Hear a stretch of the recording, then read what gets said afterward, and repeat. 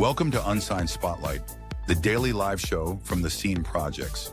We shine a light on the best unsigned musical talent from around the world, featuring songs from independent artists across all genres. This is where passionate music heads, emerging artists, and curious listeners come together to discover what's next.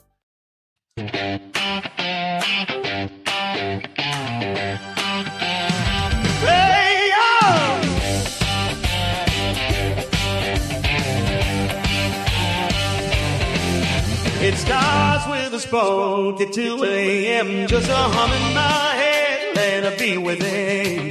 Tap on the table, rhythm in time, turning little ideas into something that shines. Got a line on my napkin, a chord on repeat, melody dancing on restless feet. Chasing that feeling, don't let it go. It's how a brand new song is born, you know. Lay by lay, we build it strong, finding the groove where it belongs. Come up with a melody, let it flow free. Find that hook that sticks like a memory. Reach the rhythm, time it right, turn that little spark into shining light. Lay down vocals, give it your soul. Now you got something ready to roll. When it's polished and bright, ready to go, send it out to Unsigned Spotlight. Yeah.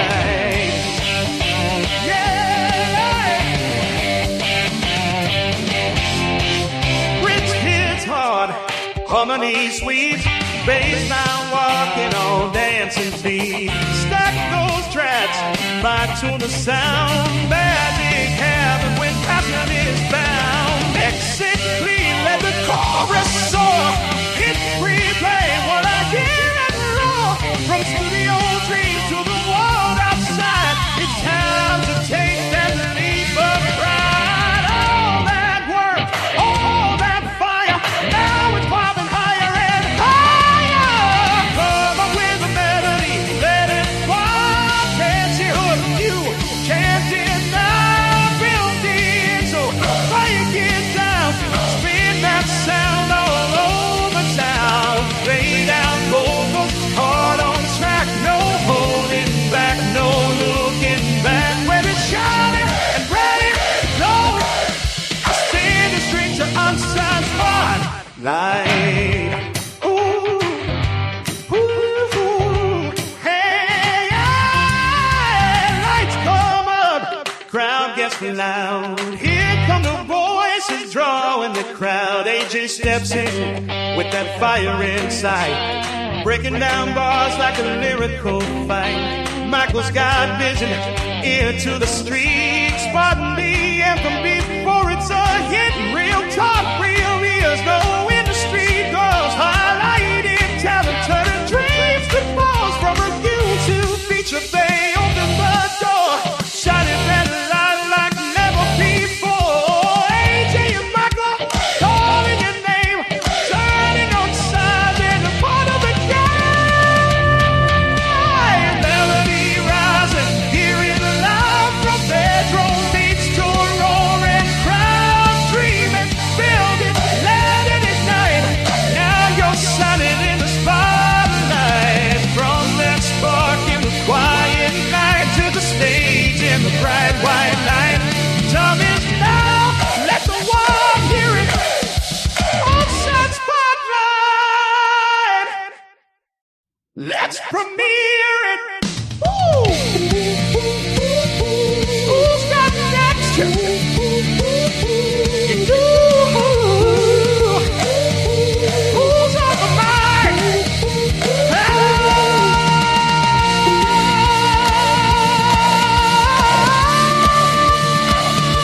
AJ and Michael, where we shining. Unsigned Spotlight.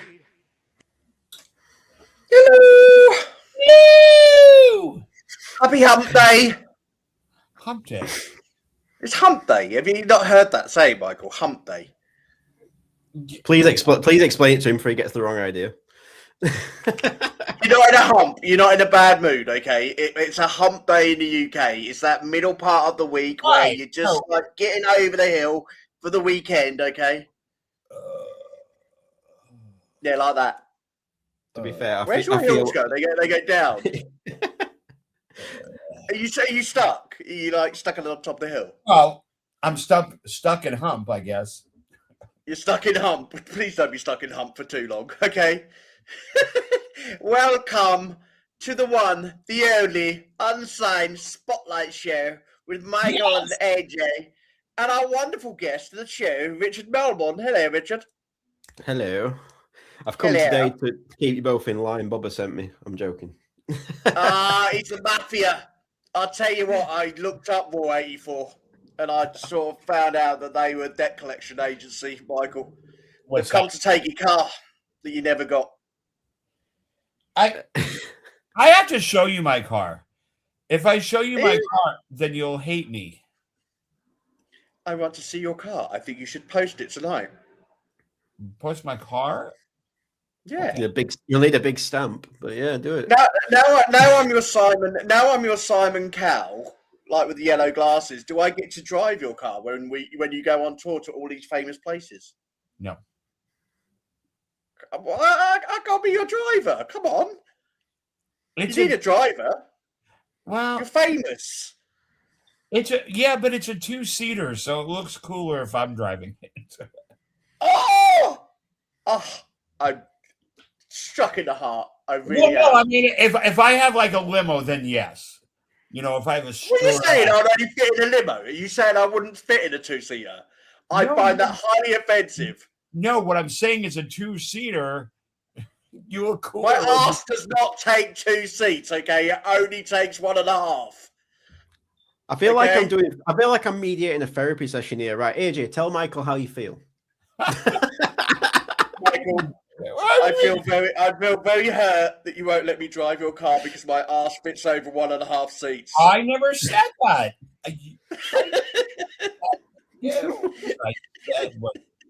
When you have a 2-seater car, you know, like a Ferrari or a Lamborghini, you look cooler when you're driving it than when you're the passenger.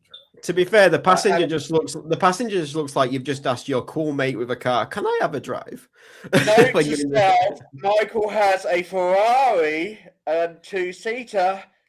Hashtag put management fees up by 90%. Okay. Yeah. Oh my God. Such a dork.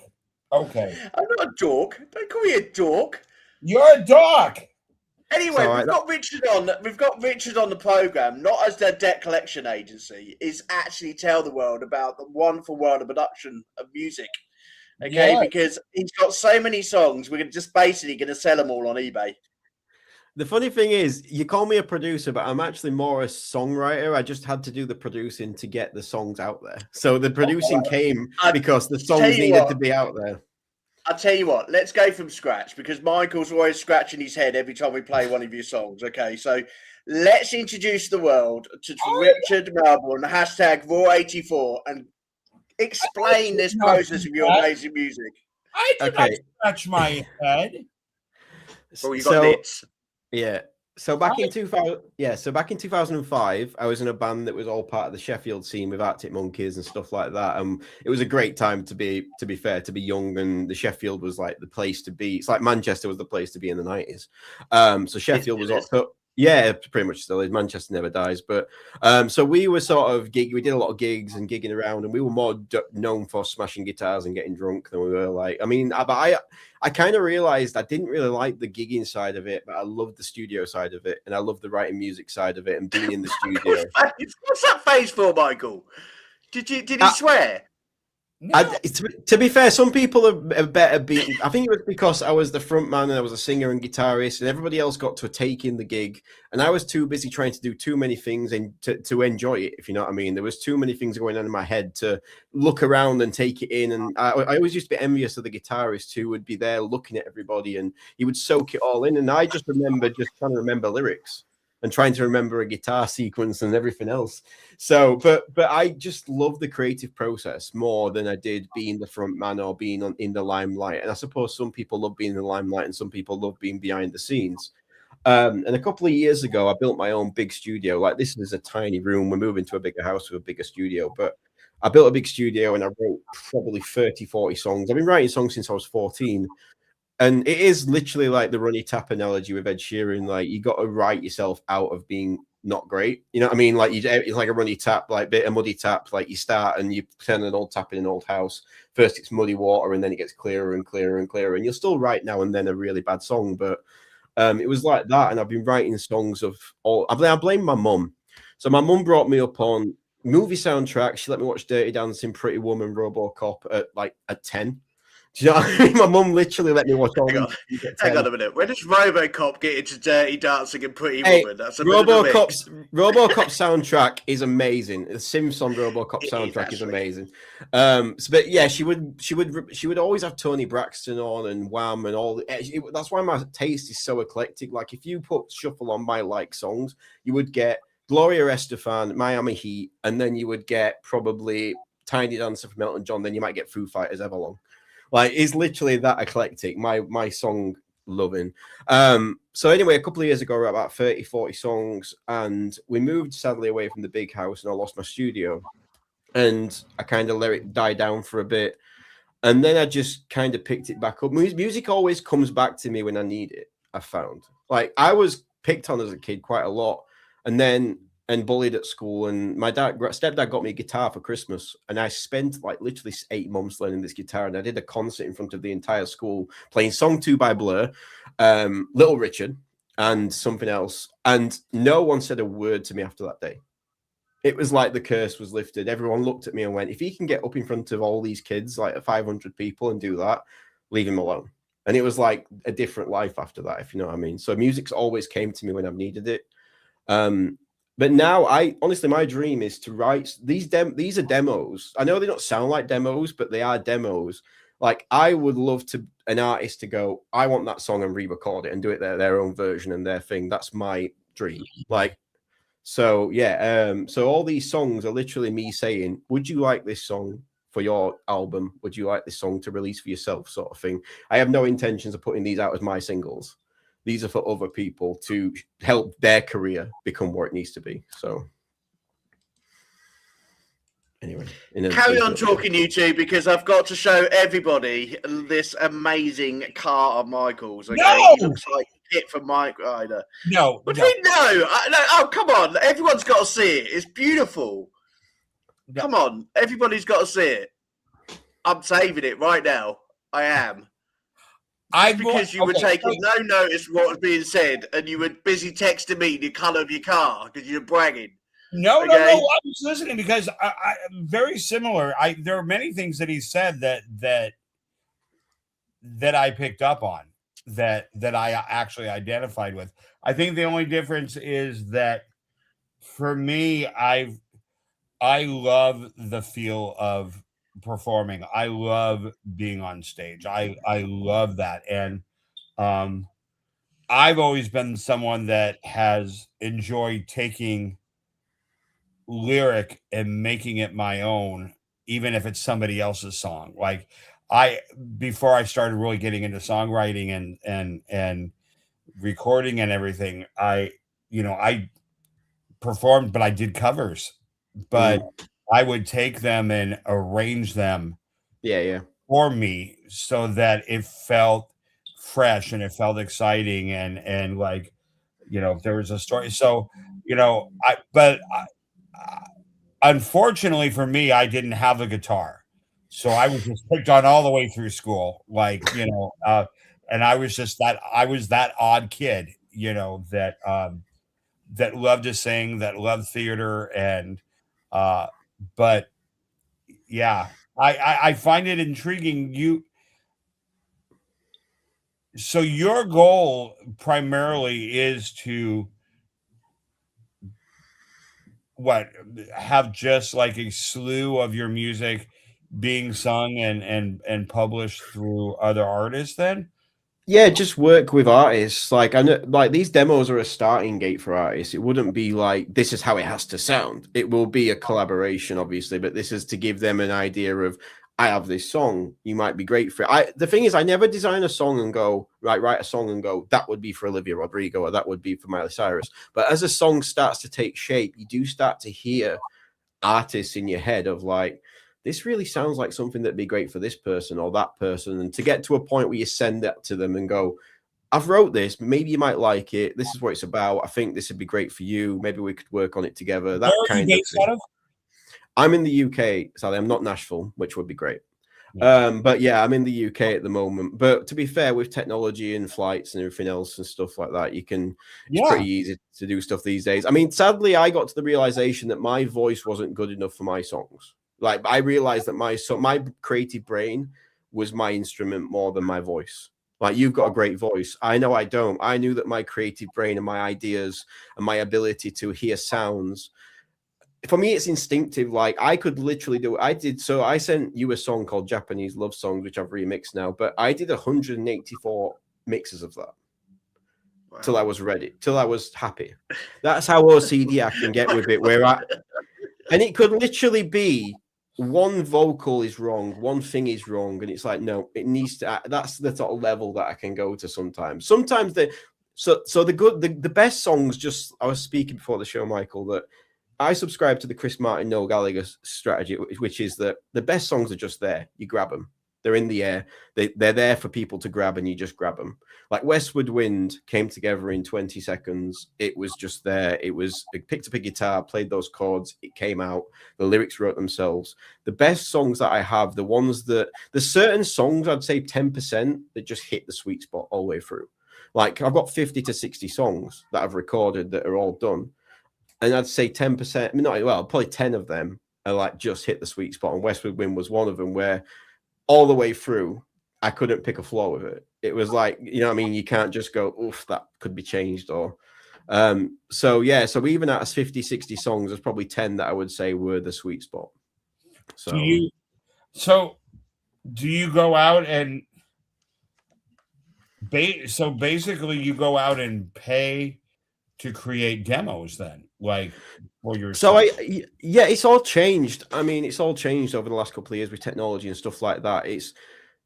I say use the tools that you've got. So all we used to have was Splice, and we had Fiverr to get session singers. You know what I mean? I would pay hundreds of pounds to somebody in Estonia to get a vocal that you would send them the guide vocal, you would send them the song, and it still was wrong. And they would go, well, you've got one revision, and then it's going to cost you another $200 or £200. You know what I mean? It's like you wouldn't. And I'm so particular about what I want that now I either get them in my studio or I will do a guide vocal and then I will manipulate it and change it myself. It depends. Every song's different. We now have technology that allows. I think technology can either be, you shouldn't use it to write songs, but you should use it to create samples and stuff. Like Timbaland uses it. Ryan Tedder uses everything that we've got now. So it's like, but I think that there should always be the human element of songwriting. I think that people can't recreate that. I don't think computers can recreate that. But I think that there is now the tools to be able to create samples yourself. To like, you could like, I was talking to AJ. I literally have a voice note of me going, glory, glory for what we have done. And it just came to my head in the middle of nowhere. And then I turned that into a gospel choir from Alabama. And it turned into a West Coast rap song and I wrote the whole rap, and there was a choir doing that just from me singing into this and changed it into a choir. Like that's what it should be used for. It should be used to make your ideas better, but not to create ideas, if that makes sense. Oh no, I completely agree. Half the fun for me is the arranging in my head. Is coming up with a concept, laying it down on my phone and going, okay, how do I do this? Okay. Yeah. That, because I'm so unfiltered, my songs are bizarre. The arrangements are, there's key changes. There's like, tonal changes, everything, but it's what I hear, and so I'm like, okay, so how can we best create that? And it's it's fun. So I guess the only difference between you and me is that you know, I really want to sing my shit. I really do, because I think initially, especially the first stuff that I released, because it's so personal, it's like it would be weird to hear somebody else singing songs Yeah. of stuff that I've gone through. But you know, but I, of course, you know, if somebody, you know, if Celine said, "Oh, I've got to sing your song, darling, please, please, my heart will go on," and then, of course, I'll do it. The thing is, Celine doesn't sound like that. yeah, she does. So She does just now. now, Yeah. actually, I know she does now. She's like literally going to call the show now, Michael, and say, "I don't sound like that." Yeah. To be fair, because my stuff's so eclectic though, like I do country, I do rap, I do like British rap, I do everything. There's no way I could do it all. What's Like, British rap? so like Stormzy. Think of Stormzy as a rapper. Like Stormzy would be great. Morning. Good morning, James. Good morning. The music world has changed. The little guys now have a playing field without the big record labels.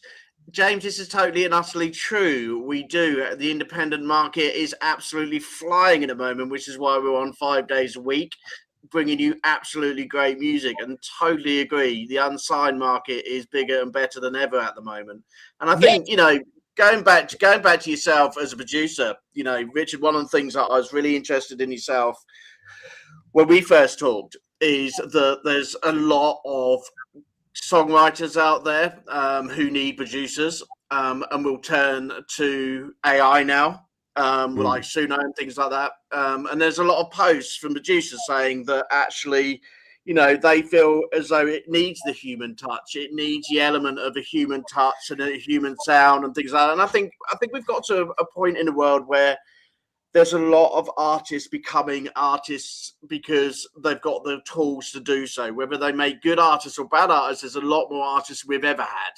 You know, it's knocked down the people. pay barrier. Yeah, it's knocked down the pay barrier. It used to be you had to spend 20 grand to go get a studio and a producer and all this stuff. It's allowed artists to do stuff in their room, but there's also AI. It reminds me of Pro Tools. When Pro Tools came out, everybody hated it. If you ever watch a documentary, you'll love a documentary, a music one, watch Sound City, which is an amazing documentary about the studio. And when they set up a digital, one of the guys left, Keith something, set up a studio next door with Pro Tools, and everyone said it was crazy, Tom Petty, everybody.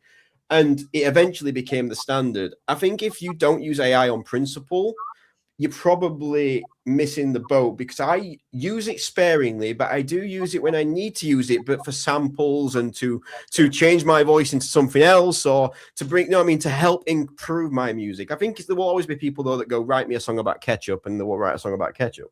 There will be those people that do that. But I think that there is a place for it. I think as a songwriter as well, especially for me, I'm not trying to put these songs out with this voice or whatever. I want someone to go, I want to re-record that, and they'll do it all again in the studio anyway.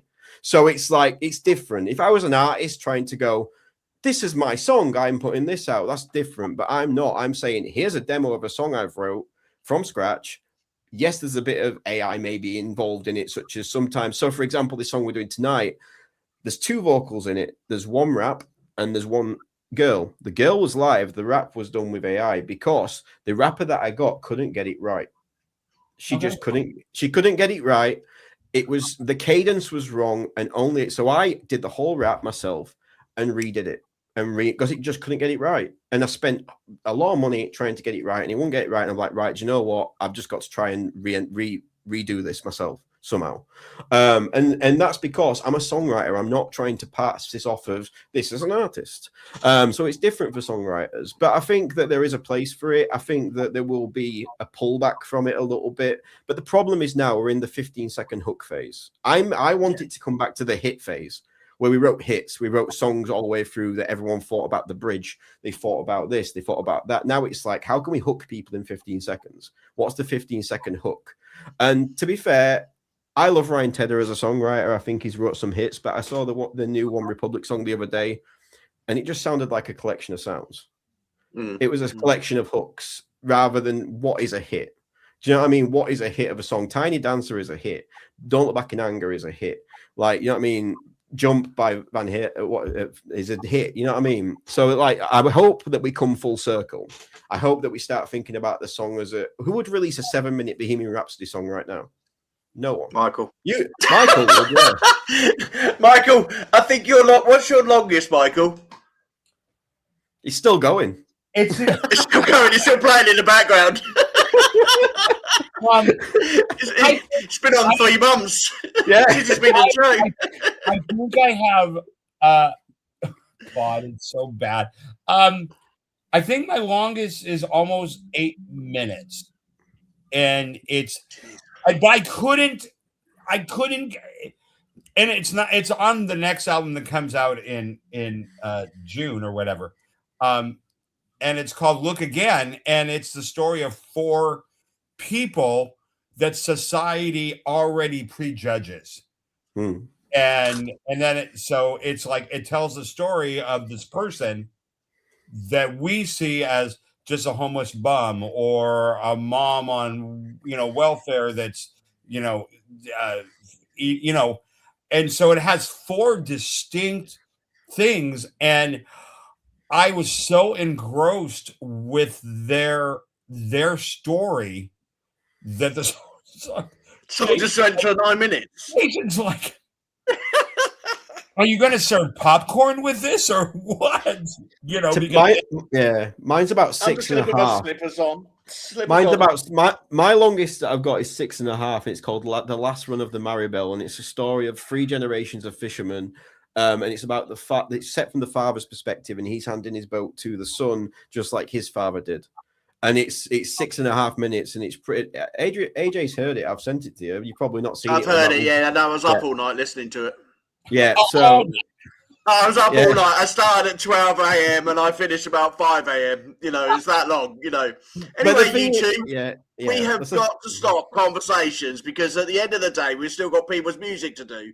Okay, we're going to be here all night. I have to stop Michael by gonging him on the head. Don't know, Michael.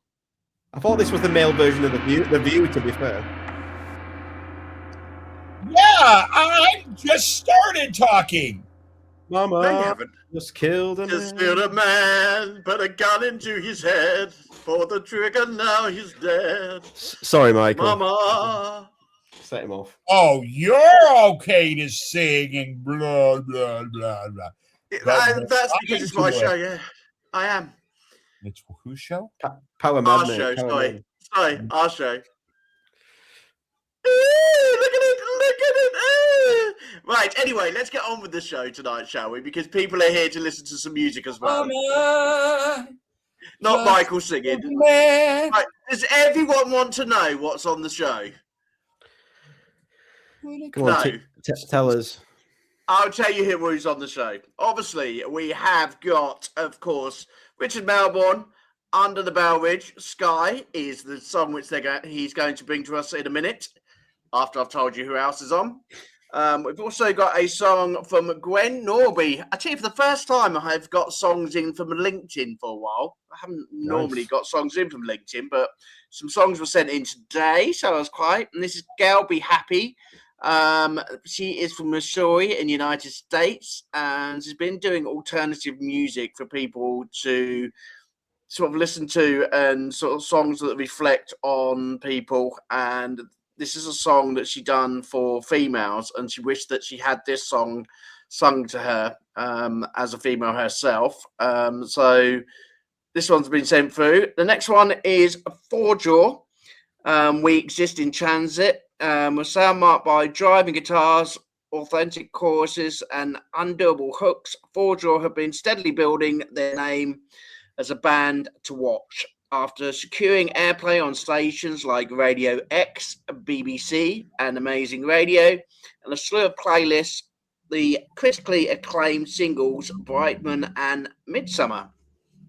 Okay, so Radio X is quite a big radio station over here, Michael. You'll get Chris Moyles on there. I like Radio X. Do you like Radio X, Richard? I do, yeah. It's basically what Radio 1 used to be.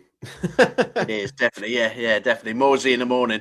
Anyway, the John Peel days. The John Peel days. Oh, definitely. I remember those days, definitely. The next one we got is a country song by Mike Sudds called Grit, and it's not being released until the 9th of April, and that's tomorrow. But he's lent us this song today, so we got it before the release, which is really cool. I like it when people give us early releases. And next one this is Circle City. This is where it begins, is the song. Where are they from? Oh, it's a bit of a blend of rock, progressive jazz, and metal elements. I think I got this one from TikTok. So a song which was sent in to me by TikTok, and they're from Canada. I love mixing genres is great. I want to hear that. I know, I like that. We've got songs from all over the world again. And we've also got comments coming in from Facebook, YouTube, and also LinkedIn tonight. How are we all? Who's on the Hello Show today? James, Richard, you are the world. You are where the world is going. Some people can sing, some can play instruments, and others can write. Each person must struggle to get their talent out anywhere they can. Exactly like AJ in his driving test. Basically, he could never play a guitar. He could never drive a manual car. It took him 10 times to do his car test. I learned to drive in a stick. I love manual transmission. Absolutely. Automatic. All the way. I tell you. No. I even threw my driving instructor out with a manual. I tell you. It just didn't work. Trying to do two things at once when you're dyslexic is terrible. No. Thanks, James. Welcome to the show. Anyway, mister, tell Michael a bit about this song of yours, okay, while I get it all sorted out, okay?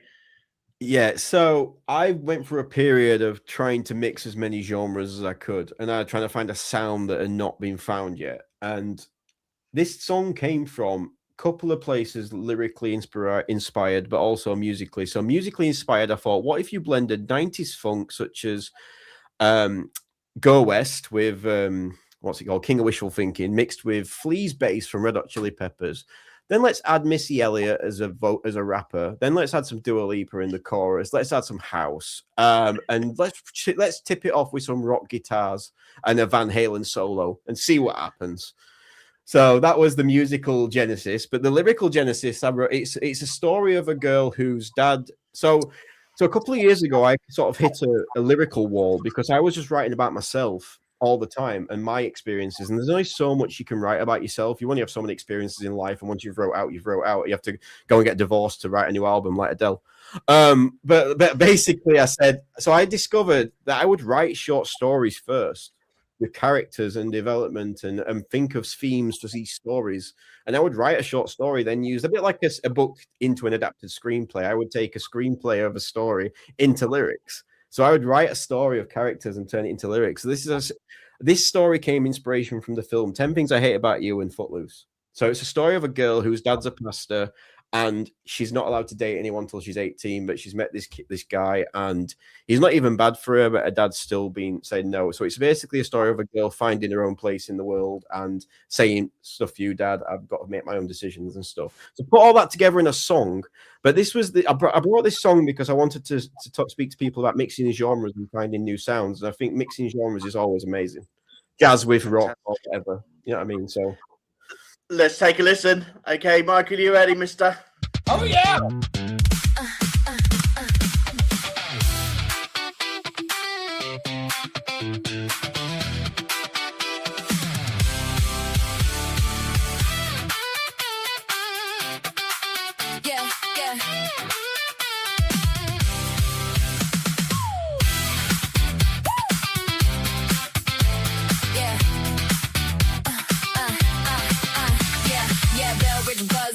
Cicadas in the night air humming, front porch living, every rule in my head keeps coming, white dress, church steps, every Sunday same direction, every yes sir, stacking up in the quiet submission, he don't yell, don't need to, just a look and not fold, every word like a weight that I've been carrying since I was small, 17 but it feels like my life already set in stone, till you stepped in laughing like there's more than what I've known, now I'm caught in a moment I was never meant to feel.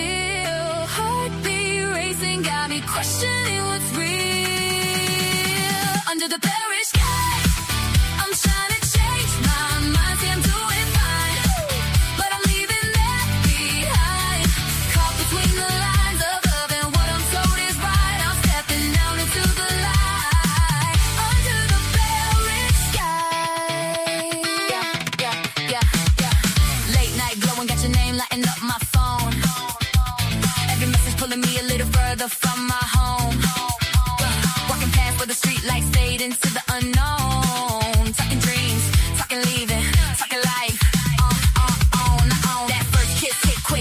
changed everything. Felt alive for a second, felt the weight start to lift. Then he said your name and I could feel it all drop. Yeah, yeah, like an air wind still, and my whole world just stopped. I don't wanna let him down, don't wanna break what he gave, but I'm standing at the edge and I don't wanna stay safe. Every step that I take feels like something might fall, but if I don't move now, I won't move at all. Under the very sky, I'm trying to change my mind. See, I'm doing fine, but I'm leaving that behind. Caught between the lines of love and what I'm told is right. I'm stepping out into the light. Under the very sky.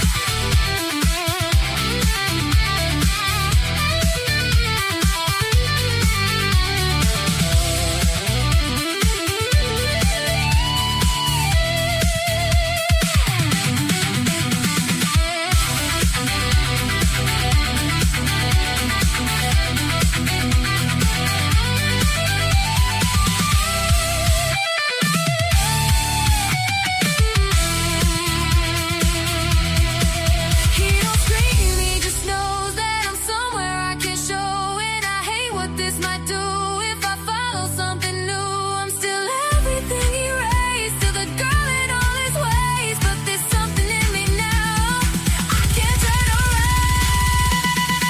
Under the very sky, I'm stepping out tonight. See, I'm doing fine, but I'm ready for the fight. Caught between the past and everything I feel inside. I'm choosing me at last. Under the very sky, I'm not turning back this time. I'm stepping out into the light. Under the very sky.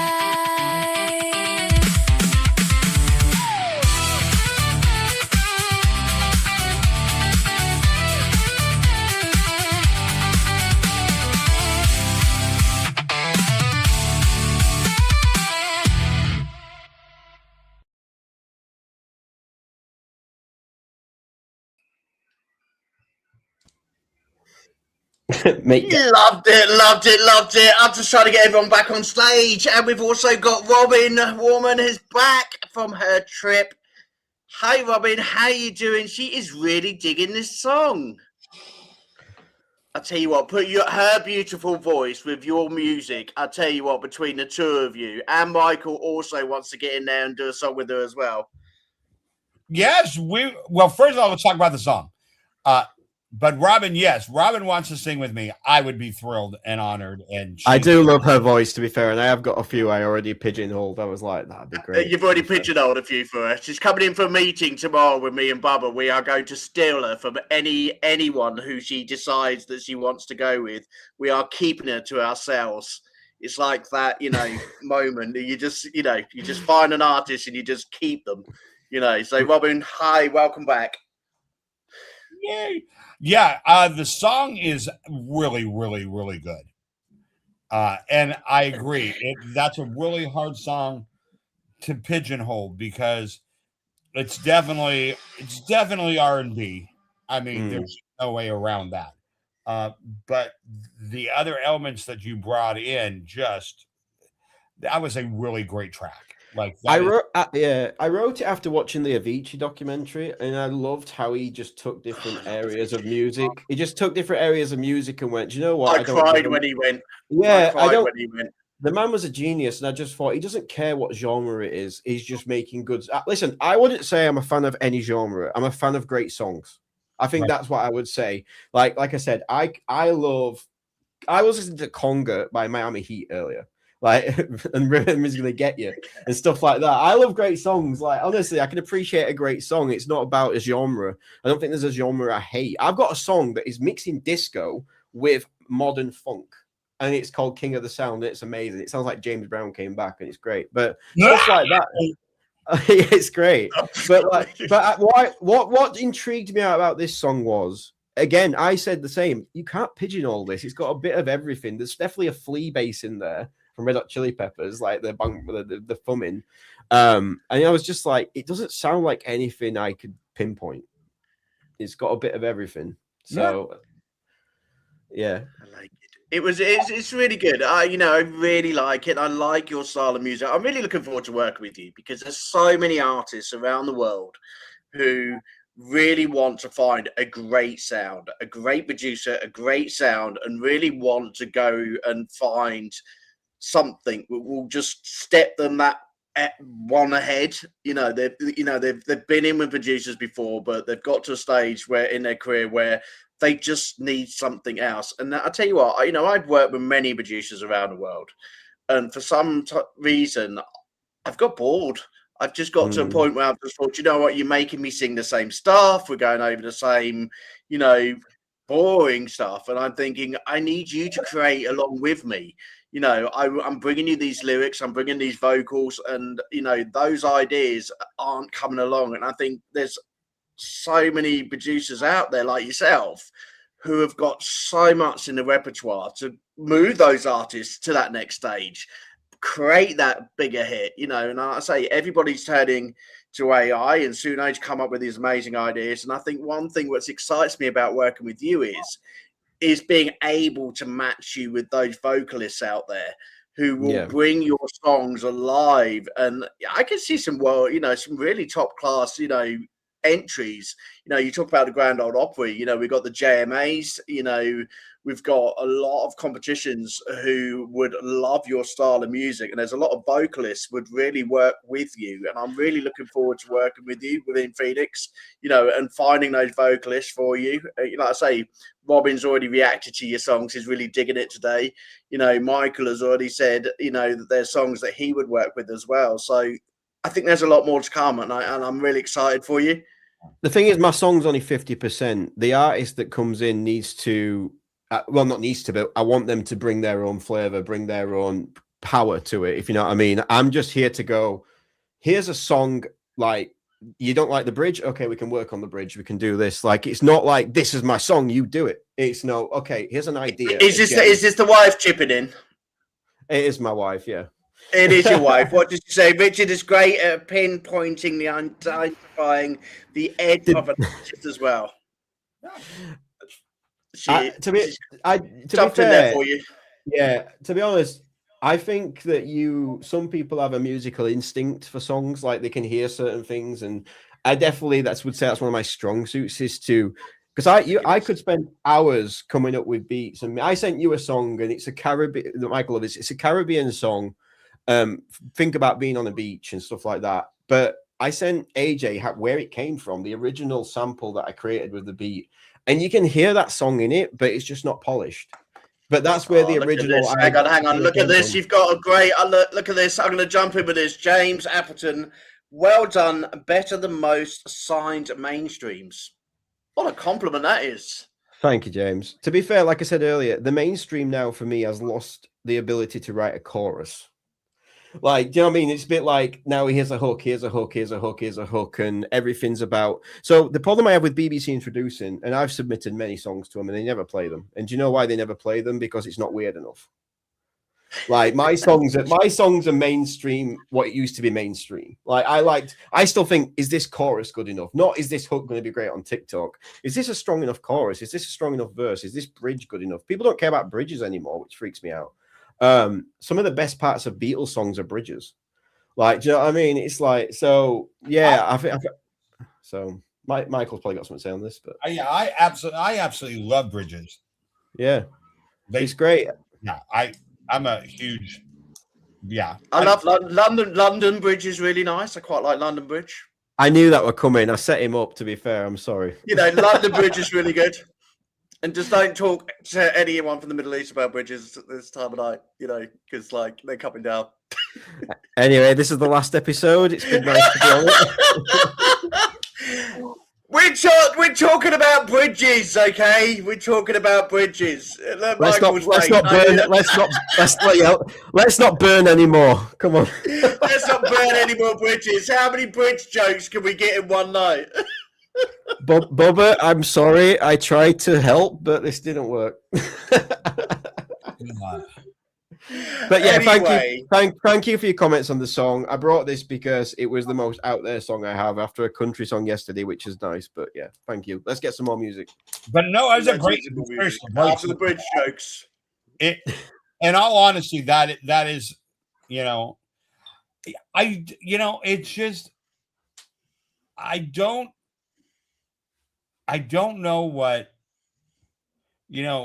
except for, budgets with pyrotechnics and stuff. I really don't know what, major label artists can bring to the table that indie artists aren't already doing. And Bringing just as much. because, if not and in a more. lot of ways, and I've said it before, and it sounds like, I'm repeating myself, but the ability for an indie artist to honestly create and develop their own brand, because they have no box, they have no leash, they don't have any. No, it's got to be like you said, it's got to be like this. Now we're in the TikTok age where it's 15-second hit it, and it's like, but you really hear with independent artists individuality, authenticity, people developing their brand, and being able to explore, could I do something with a major label that was probably, because I'm more theatrical, and so it would fit, what I do would probably work. But there's so many artists that want to blend, or blur the lines between this and this. They don't want to just be pigeonholed. Okay, I'm going to be your country singer, I'm going to be your rap singer, I'm going to be your pop singer. They want to blend, and independent artists are able to do that. And so I a lot of times I find indie music a lot more impressive and more. I will say a mainstream That's why we artist. have the Seeds Project Radio. Yeah, I will say a mainstream artist though that I would say is I've been really impressed with him lately was Harry Styles' new album. Okay. With the electronic stuff on it, Aperture and American Girls. Seeing analog synths on stage was warm to my heart, like seeing actual cabled analog synths and stuff. And and I think that there is artists that will push that boundary still, but it's very rare. That you and they have to be a Harry Styles. They have to be able to somebody that they can walk into a city and pull 60,000 people into a stadium. You have to be that kind of artist. But if you're freshly signed a year in, they're molding you and developing you and taking away the things a lot of times that make you just because they want to get you to the Harry Styles thing. But the sad thing is we never had a funeral for the death of the band. No. The bands died and we never even got to mourn them. Like it just suddenly disappeared. Like when the small music venues, like I wanted to buy a piece of the floor of the Lead Mill in Sheffield when it closed down because it was such an iconic venue to me. Like when I played the Lead Mill, you couldn't have convinced me I wasn't playing Wembley. It was like, so the night that I Bet You Look Good on the Dance Floor went number one, I was in the Lead Mill with Alex and Matt from the Arctic Monkeys. They were number one in the country, saying to them, "Isn't this crazy? I know people who are number one in the UK." It was mental, like, you know what I mean? It was a crazy experience. And those type of venues, the small venues, I mean, some of the best times I've ever had are in those venues, and they're gone, a lot of them, sadly. Yeah. So sad. It really is really sad. Right. Who's going to go for the next song? Who's going to choose the next one? It's every time. Girl, be happy, okay, that you don't swear at me ever again, okay? Like, I'm going to put you in a nice daisy field. Look, what are these flowers? They're not daisies anyway. They're what colour flowers are these? Michael, do you know your flowers? Not a clue. So this is how like creative artists are. I ask for pictures of the album cover to the single, and I get sent over a daisy field or flower field. So I'm hoping this art, it's abstract art. Okay, and this is Girl Be Happy, everybody. For all of you females out there, this was written for you.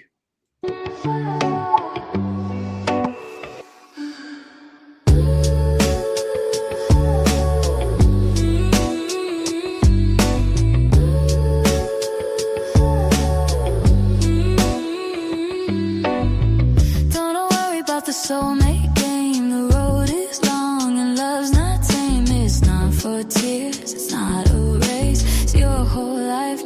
just a phase. He might kiss you soft, but be the wrong time.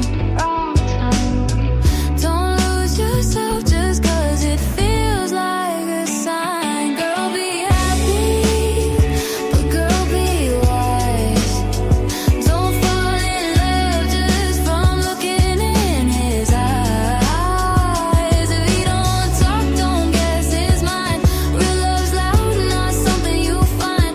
Hold a lifeline back to your name. You're not a prize in somebody's game. Girl, be happy, but girl, be wise. Men are just humans, hearts in disguise. They'll knock you down with a pretty smile. You need more than sparks and charm. You need someone who means no harm. So take your time, don't rush the call. Some fairy tales just end with a fall. Girl, be happy, but be wise. Don't fall in love just from looking in his eyes. If he don't show up, don't you wait. No reply is still a trait. Keep a lifeline back to your truth. Love's not real if it's still in your youth. Girl, be happy, but girl, be wise.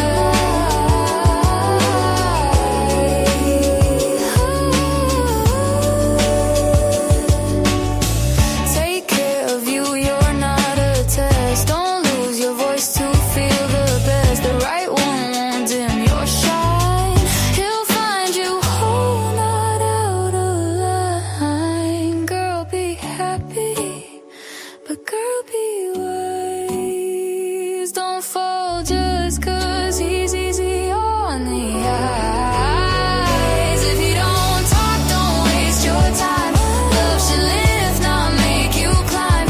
Keep your lifeline back to your name. Don't play the part in someone else's game. Girl, be happy, but girl, be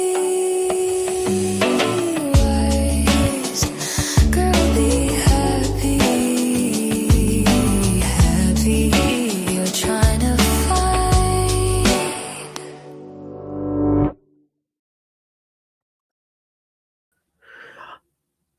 I'm really glad I was wearing my mixing headphones then, because I was intrigued by the panning at the beginning. There was panning of the vocals, and the mix was flawless on that. I will admit. These are my mixing headphones because they're open back and they're great, and it sounds exactly like the speakers do when you take it off. I do a lot of my stuff at night, but that mix was great. Really good mix. Very good voice as well.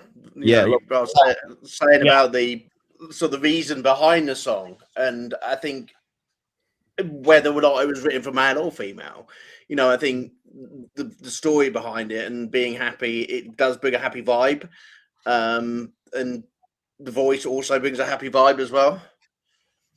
Yeah, it was just really a good, well-made song. Mixed voice, just the feel.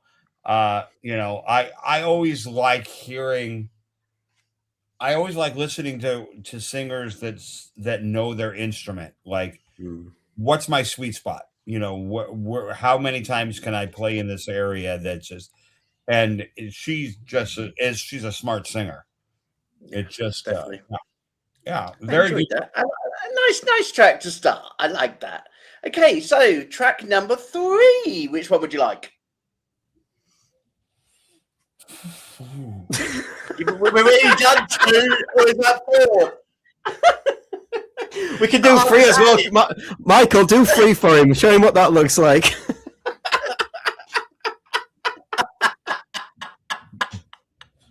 Should we go for 4, George? Should we go for track number 3? Let's go for track number 3. Look at these fellas here. There you go. Are you ready for a bit of rock? And also someone who has got into BBC and also to Radio X.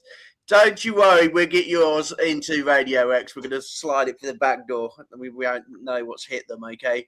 This is 4 Jaw, and this is We Exist in Transit, okay?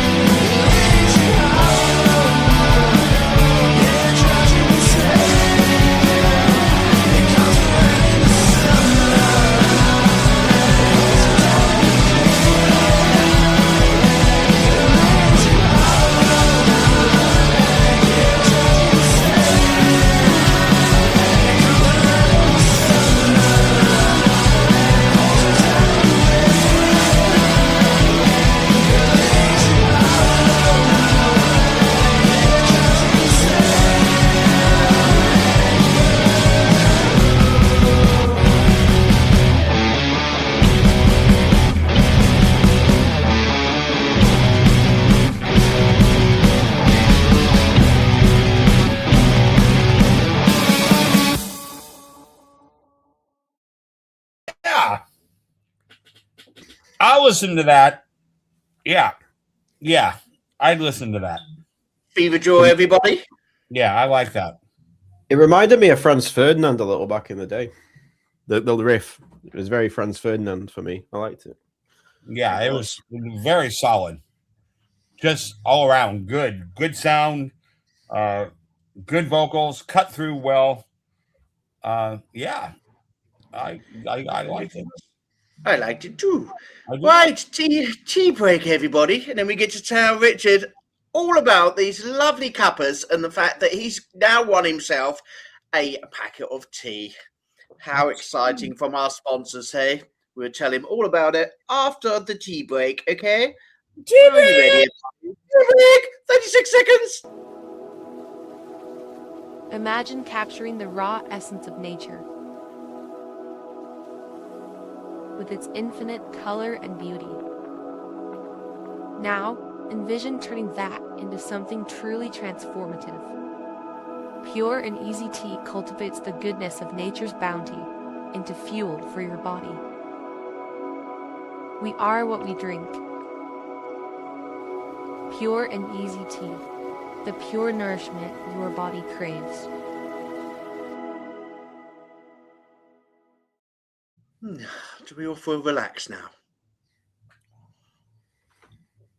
Yum, yum, yum, yum, yum, yum, yum. Total calmness. Okay, what's Richard drinking? What are you drinking, Richard? Trip, so I'm definitely calm.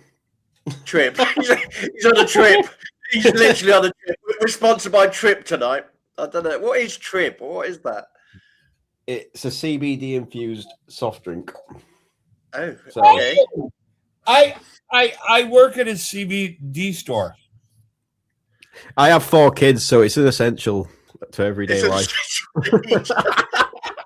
It's either that or 20 years for murder. So it was like, it's cheaper just to buy the Trip, to be fair.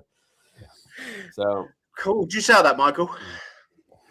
No, we want to sell a soft drink. Right now we sell kava, but it's not the same. Kava. What's that? It's not CBD and it's not alcohol, but it makes you feel really good and like I don't know. it used to be called moonshine. Yeah, moonshine, yeah, now that's a drink I would drink. I tell you what, if they had a moonshine flavored tea, I'll be very happy. Yeah, the CBD stuff I know all about because we sell it, but that's one thing that I haven't that we haven't, but we want to. I have THC in my refrigerator. I'm legal. I have THC soda in mine. So ICE are not watching, Michael. You're fine. You don't have to tell people you're legal. It's fine. They're not watching. I tell you what, this show goes from bad to worse. I've gone from bombing bridges to selling THC in your fridge. I tell you what, we're going to get banned. Tonight's episode is sponsored by WeGettingBanned.com. Finally, bans are back. We're getting banned. Listen, I'm not selling THC out of my refrigerator. Just in your garden. No. Richard's got his next to his arm right there. Look, you know, he's going to roll one up during the show. Look, he's got back of his Ferrari. Back of his Ferrari, yeah. He's selling it. It's not a Ferrari. No, it's this one. Look at him, bless him. Look at that picture. When was this taken, Michael? Where? When? When was that taken? It's a beauty car, isn't it? Look at that. Look at that. That's one for the ladies, isn't it? Or the men. Yeah. JP was JP picked up in that. Was that what attracted him to you? Was that the first date that you went out on and you rolled up in that? I would have jumped in it. I've been with JP for 26 years. That car is not 26 years old. Oh, okay. Yeah. So was it something similar? Did you turn up in something similar? I've always drove. That's gorgeous car. I've always drove sports cars. It's always been my thing.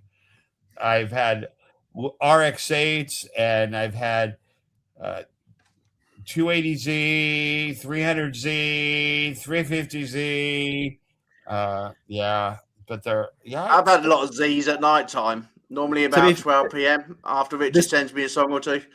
This must be what I sound like when I start talking about like audio processors and interfaces, you know, like plugins and stuff. Like, oh yeah, this must be what I sound like. Well, we can talk about that. Oh, I love it. What DAW do you use? What do you Pro Tools Professional? So. Okay, yeah, You're on Cubase, aren't you? I'm Cubase. I'm a Cubase.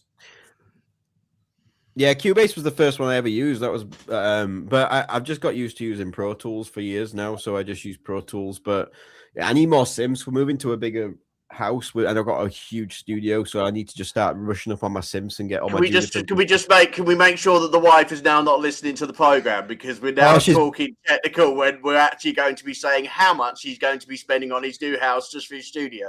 She's bathing the baby. I can hear her, so it's fine. She's not. Oh, that's all right then. Yeah. It was so funny. So I went to Gear for Music in York, and she's like, "I'm just going to pick up a guitar," and I bought this Taylor, which is really nice. But I ended up coming out with a Mini Nova synth, about 5 microphones, this Shure, an arm, a new audio interface, a Cajun drum. It's just like a palette of stuff, and I'm just I think Richard needs to go shopping with Brandy. I think them two together, I think at the end of the day, there would be like literally a whole shop bought. It's like an Aladdin's cave at that shop, though. You walk in, there's a Gibson wall and everything. It's just like the fact that I came out with what I'd spent was quite remarkable, to be honest. So, yeah. Jason has like 7 or 8 guitars, and I don't play guitar at all. So when I go into a music store, I either buy a piano or I don't buy anything. And since I only have 3 pianos, I don't need any more. But you can't put a piano on a wall. You can't put a piano on a wall, though. You can't put a piano on the wall and make it look sexy. You know, when you got guitars behind you, it makes it look really sexy. Pianos are sexy. I know, you can't put them on the wall. You can't put. Look, mine's there. It's never been played. That side. Have you never seen a wall keyboard rack? It's impressive. Where they're just going up, angled up the wall. It's amazing. I've seen that. That is really impressive. Yeah. They're amazing, honestly. It's like, how many Sims do you need? As many as it takes to write a song. Like, that's it. It's like every Sim's different. I want that Sim, and I can't remember which one it is, but they've got all the programs in it, like Jump and Thriller, already programmed in as Jump and Thriller. Just so I can play Jump and Thriller, really. I'll buy the keyboard. Cool. Anyway, talking about tea, Clever Endeavour by Pure and Easy Tea. Look, it's like disappearing. Look. There you go.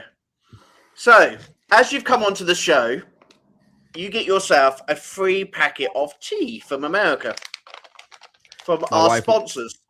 All you've got to do is you just got to come up with a jingle and a song, which lasts about 30 to 45 seconds, about Pure and Easy Tea.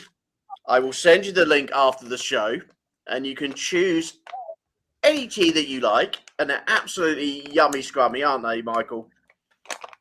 Are you a tea drinker? I'm a coffee drinker, so. Oh, you swore on set. To be fair, I drink one tea, and that's Yorkshire tea. So I'm a Yorkshire. I've got Yorkshire tea. I've got Yorkshire tea. That's a northern thing. This tea is seriously incredible. This is fresh out of the garden. It's not Michael's garden. A snob, because I open a restaurant and they're like, would you like some of our house? And if it's bad, like it's almost like you gave me the finger. If they give me bad tea, I'll be like, what is this? So I have to create a 30 to 40 second jingle, is that right? Right. A 30 to 40 second jingle, and then you just have to send it over to them, a Pure and Easy Tea. I can perform for 30 to 40 seconds. Just ask the wife, it's fine. Michael, he's bad. He's worse than me. I like it. He's good. He can come on the show again. Anytime. Anytime with 30 to 40 seconds. Anyway, To be we've got fair, 30 to 40 I'm normally saying all this, but I'm usually in the pub watching you on a screen, so it's fine. It's just normal. He let him in for one show and that's it. He's like literally embarrassed us all. Anyway, No, I'll come up with a jingle and then they can give me a full contract to create the whole lineup of jingles. It's fine. fantastic, brilliant, excellent. Well, you can do some jingles for our radio show. You know, now we're on 24/7. You know, we need some jingles. Talking about jingles, as we're on the tea break, everybody, if you are owning a business, and this is for our Academy members as well, okay, it is your great opportunity. So the Academy members, you get it free of charge, okay? You don't have to pay because you're an Academy member, okay? So please get those jingles in for all of your businesses. We want to put them on the radio station. We need them to be heard, okay? I did put a message out to all the Academy the other day to send me the jingles, and I haven't got one in yet, so I'm quite surprised at you because we are being listened to now all over the world, and the radio listens are going up and up and up during the day because there's some great music on there. We are the world. No, not we are the world. No, your songs are on there, Michael, okay? You don't have to sing for your song. The better days, so let's start giving. The documentary on that is amazing, by the way, to see Michael Jackson's face. Brilliant. See Michael Jackson's face looking at everybody going, what? It's amazing. Anyway, that's the radio plugged. Michael, what are we going for next? How many fingers you got left?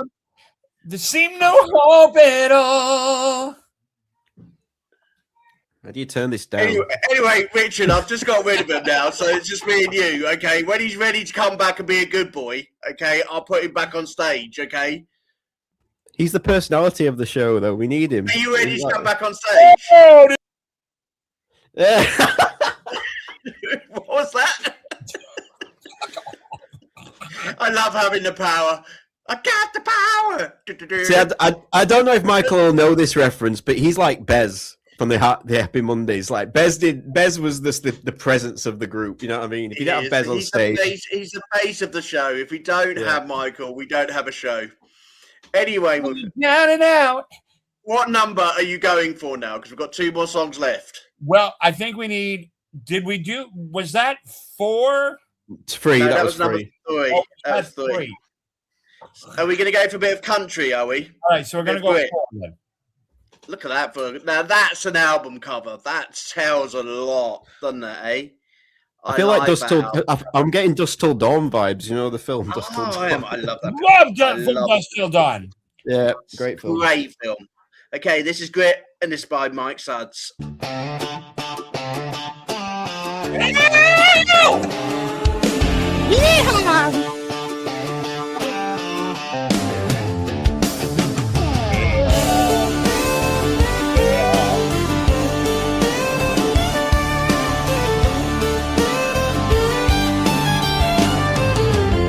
Didn't see that one coming.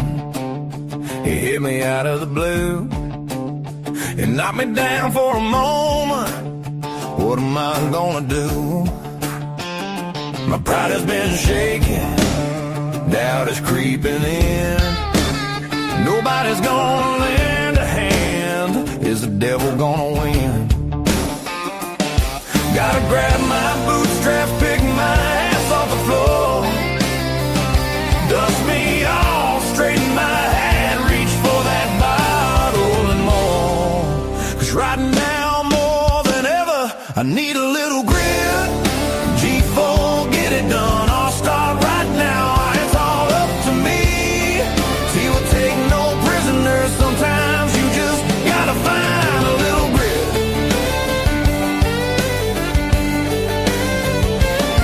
A little grit.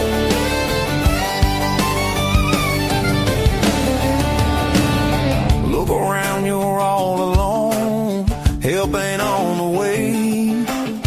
Dig down deep inside your soul, especially on those rainy days. When everything relies on you, you find the I in team. There is no plan or path to walk, you know what I mean. Gotta grab my bootstraps, pick my ass off the floor.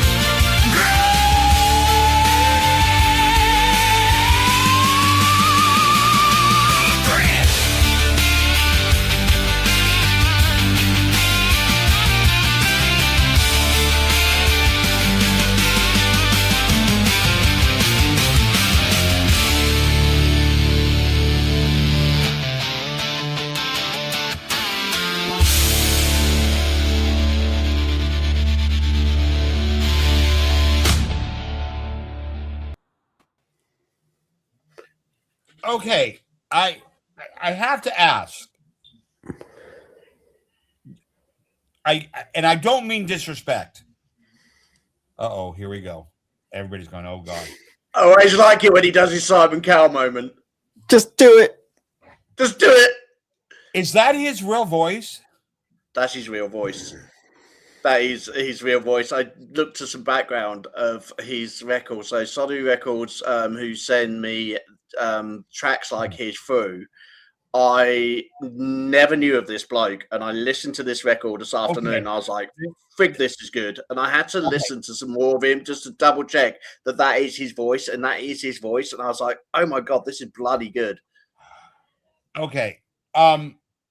Yeah, because it's so hard now to gauge a good songwriter. It is. That puts together and then says, I just can't sing my stuff, but I want it out there. And if that's his voice, and I'll take your word for it, I don't know why he's not a known name, because that is an absolutely incredible voice, like character, grit. His range was, I mean, it was just like everything that you would want from an artist, he literally gave you in that chunk.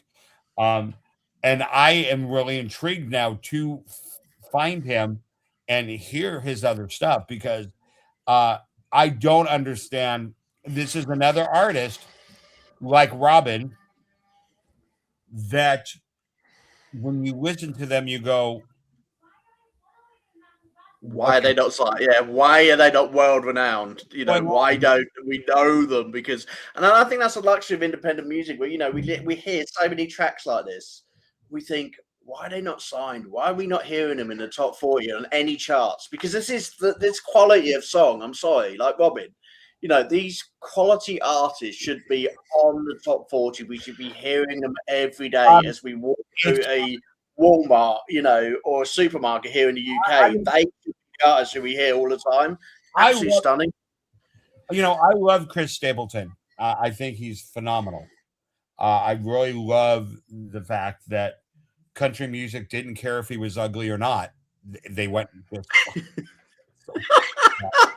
Chris, if you're listening to the show, he didn't mean it. Honestly, you're not ugly, okay? Well, what I'm saying is I've got some skincare tips, mate. I'll send them to you. It's fine. Don't take it to heart. It's good. No, what I meant by, and it's not ugly, it's just that, you know, the music industry, the pop industry especially, is infatuated with youth and good looks, and do I have the right boobs, and can, you know, it's my I've never broke through. I tell you, these A cups have just not done it for me.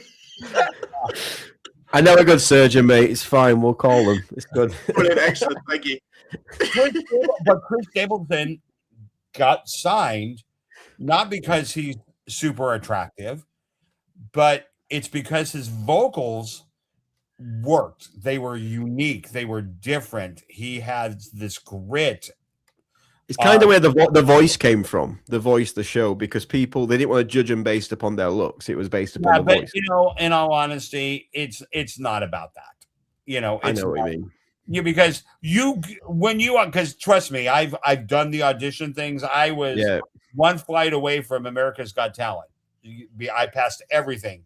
Producers, they all talked to me and everything. And the day that I was supposed to fly out to film, they called me and said, would I wait a year?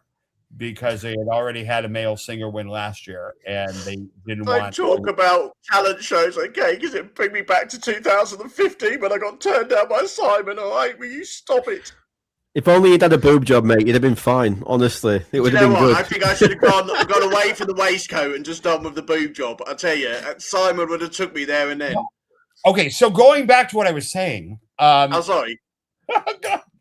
As good as what's his name now? Oh shit, Chris Stapleton. Chris Stapleton. I think this guy's voice is better. I think he's a much better vocalist, and Chris Stapleton is seriously good.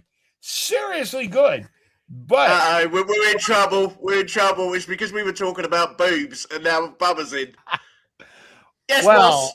I mean, no shit. I'm down for that conversation any day. So after the show devolved so quickly yesterday, this is a massive step up.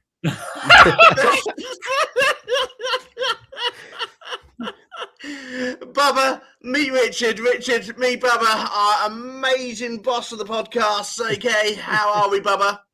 I'm well, Richard. A pleasure to meet you. I Nice to figured meet you. the show would be done, and when I saw they were still online, I figured, well, I'll see if I can jump on and meet our new friend. Thanks for tuning into the show yesterday. I hope you had as much fun in the comments as we were having on the show. To be fair, today I'm just saying it to their faces. There's no difference. I just That's how Michael got roped into the show in the first place, is that he was tuning in every day and being a part of it from there. It was like, why don't you just come on the show and to help us support these amazing artists that are out there? And all of us are artists ourselves, right? And I know you're no different. But it doesn't mean that we're only about ourselves, right? I think the reason that the Scene projects are becoming as successful as we are, over 3,500 downloads last month of our podcast, which is our biggest month by far, that we understand the artists because we are artists. And that's really, it's kind of that for us, by us mentality that we bring to the table that I think sets us apart from a lot of other platforms. It does. Yeah, it does. and to be fair, it's like when you've been through the mill a few times, which I think we all have as well. We've all done the band thing. We've all done the dreams of success thing. We've all done the go back to the drawing board thing. You know what I mean? And I think we're all in a place now where we love what we do, and I like giving back. I've said to AJ about some chats I'd like to do with people about how to use modern technology to not write songs, but how to help you produce songs, how to help you make the process better. You know what I mean? There's stuff like that. I'm always sending him ideas. Like today, that song I sent him, I said, it's a great discussion on mixing genres. I think people would really like that to try and find new sounds. So that's why I sent that one today. So it's really cool. And we should be utilizing that with Phoenix Rise, and we should also be utilizing that in the Academy as well. So, Bubba, you have caught us at our very last song this evening, and it is Circle in the City. Are you going to come and listen to it with us? Yeah, Give I'm us some here. feedback? Yeah, let's listen. Fantastic. I like it. Okay, so this is Circle in the City. This is where it begins, okay, and this is the end tonight. So it's our very last song of the night, okay, and we've got 4 people to review it now. Okay, so Circle in the City, if you're listening, this is your track, this is your time.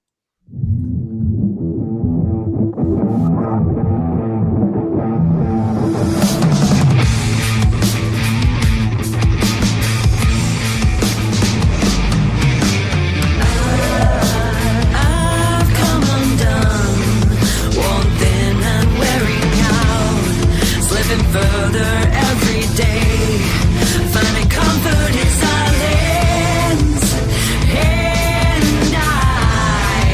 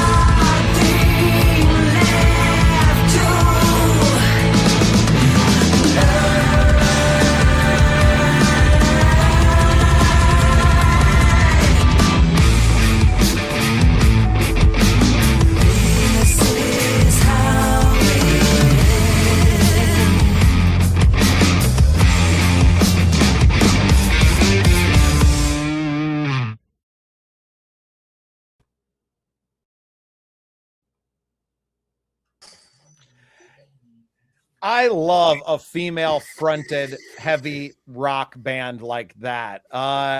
She got operatic in there at one point. Michael, did you hear that in the harmony part in the middle of the song? That perked my eyebrows a little bit. Yeah, it's I hate to say this because I don't want to brag, but that's kind of very Seattle sound right now. Like that's female driven rock bands in Seattle are really predominant, and they're beasts. Like they are vocal crazy, and yeah, I agree. I love. It's always impressive to hear, a guy fronting, and we're used to that kind of metal sound or, that kind of stuff. But that was terrifying. You've always got to do your Godzilla impression on every episode. It's like, I want my mum. How do I need to go to the bathroom. I'm scared. But they hear a female just with edge being able to cut through, what is predominantly a very male, it is, just music in general is so male dominated. And I know that it doesn't seem like it. If you pay attention to this show, I think we probably skew the other way, where we have so many female artists that we're supporting in what we do. But I think that, it's probably 70-30 male, right, in the industry and kind of that domination. But I don't know, some of the most talented are the female artists. Without a doubt. I mean, because I can think of pop artists that are known, and there's, to me, way more female. Yeah. At the minute, definitely female is the one that are pushing the limits. It's just got that kind of, and it's probably, and I hate to say it, it's probably based on the streamers because, a lot of the streamers are female, and they're going to migrate to things they identify with unless the guy is super hot, and then they're like, I gotta stream him because he's cute. So I'm not going to ever have any of those people streaming. That's why my Spotify numbers are what they are in the basement. Yeah, that's why mine like 1.5 million last night when I looked. Have you ever heard of a duo from Canada called Death from Above 1979? That kind of gave me that vibes at the beginning. It's like a really raw bass, like distortion. And I love anyone that reverses stuff in a song. There was reversing. I loved it. It reminded me of the Beatles. Yeah, right? Yeah. I was like, Paul is dead. Paul is dead. I was like, today you're going to die. Yeah. Satan is coming. Satan is coming. What we need to do is say Satan is coming and then reverse it and put it in a T jingle and see if we get away with it. That'll be good. I would love to see that band. We've got away with a lot on this show tonight. There's been a lot of things. There's been pop plants, burn bridges, and God knows what else. I would love to see that band live because I don't think I could probably take my eyes off the drummer. Just listening to that recording, right, where it was like, oh, they're getting it back there. And you could tell that they're kind of pulling back inside of the studio, where live, I bet they are animated and just getting after it. That double bass in there is not an easy task to stay on time like that. It is not simple. It reminded me, it reminded me of Jimmy Chamberlain from the Smashing Pumpkins. He's really good at doing that, keeping time when there's really heavy rock going on and stuff like that. He's really great at it. Well, and playing a little bit kind of like almost out of time, not pushing the tempo necessarily, but really pulling it back in a lot of areas. Probably one of my top 3 drummers, Richard. Love that band. My uncle introduced me to the Smashing Pumpkins. We grew up around the Chicago area. And so he was on them from Gish, right? So I grew up with those early albums playing, and obviously everything that happened with Melancholy. Have you listened at all to Billy Corgan's podcast, The Magnificent Others? I have, and I'm trying to think of his band that he did after Smashing Pumpkins, because I remember loving their album. Was one of them that him and Jimmy did together. ZWAN, an incredible record they created. Some of the best songs those two ever did together. I think almost. Michael's like, say something about show tunes. Just talk. Wait, Michael Cagle gets plenty of love. Michael, have you got constipation again? Do we need to talk about this? No, but no. Smashing Pumpkins, cool. I like Stomping Grapes. What, you just like drinking Is that the really bad tribute? Is that the really bad tribute band from Seattle? This is Stomping Grapes. Stomping Scooby Snacks. No. You know what? I love good. I listen to everything. Just because, I also veer into, classical or show tunes or that kind of thing. I think I've done well today. I think I brought you a list of everything today. You've had rock, you've had country, you've had lots of great music today. That's my favorite part about this show, because so much of music now is you got to stay in your lane, right? You got to stay in your lane, and so many radio shows and that they are built to stay there. Yeah, we can hardly keep it on the road and out of the ditch. We live in the ditch. What are you about? We never get on the road. Absolutely non-linear. Like there's no. Well, and that speaks to the community that we're growing, because I think the world has changed a lot. That, yes, 30 years ago, you listened to one thing and that was it. You only listened to that. And I just think that music and musical taste have changed. It's okay to like rock and country and classical and show tunes. It's okay to put your iPod on shuffle, as if anyone has iPods anymore, and to just let it ride. And to me, the Scene Projects radio is that exactly. That there's not it doesn't diminish any genre whatsoever. Everyone is supported here. We are about the artist, because like Richard alluded to earlier, that we've all kind of done it. If you're of a certain age, I'll be 40 in May. Obviously AJ's a lot younger than I am. So, but we all have this journey that we've been on, and we've all been a part of a changing music industry over the last 20 years, that the experience is ubiquitous across the board. We've all gone through it. So I think there's a lot more relation in that amongst artists, and that the community of artists, the fellowship of artists out there are much tighter knit now than even, 20, 25 years ago. I think we just have to pray. I was saying earlier, Bubba, that this 15-second hook generation wears out and we go back to writing great songs with great bridges that can last as long as it needs to be. Your Bohemian Rhapsodies and stuff. This 15-second hook, Quincy Jones said that everything needs to be a hook, but you don't have to take that literal. It's a bit crazy to say. Every 15 seconds, you need to create a TikTok. It's like, great, okay. Yes. I tell you what, we need to create a thank you to all those who have joined the show this evening. On the show this evening, we've had special love from Robin Warman, who is back from her trip, who will be joining myself, Michael, and Bubba for a special discussion.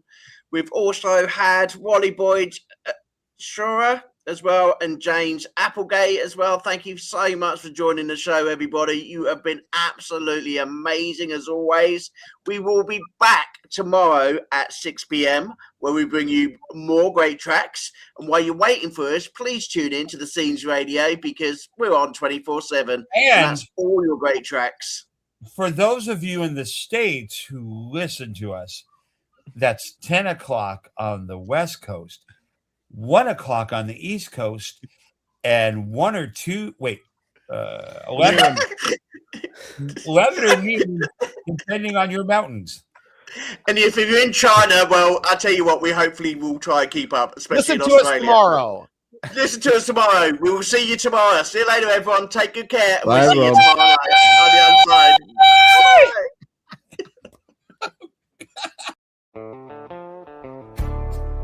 This program is part of the Scene Project's podcast network.